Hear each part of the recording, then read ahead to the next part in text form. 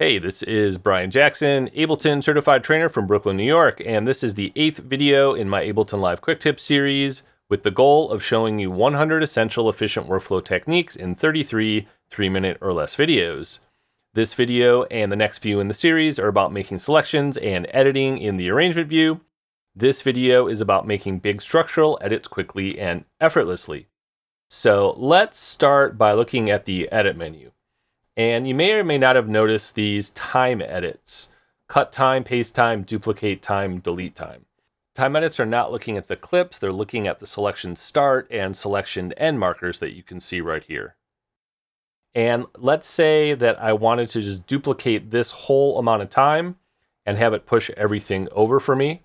That is what duplicate time will do. And then let's say I wanted to do the opposite. I would just go up here and choose delete time. And then of course, cut time would then let you paste time somewhere else later. Now, let's say that I actually wanted to have 4 bars of silence at the beginning of the song. I can just select 4 bars and then go to create. This is not a time edit technically, even though it kind of acts like one. And I'm going to choose insert silence. And then that is going to give me the exact amount of time that I actually had selected. Now, what if I wanted to type in the amount of time? So I'm going to go ahead and delete time.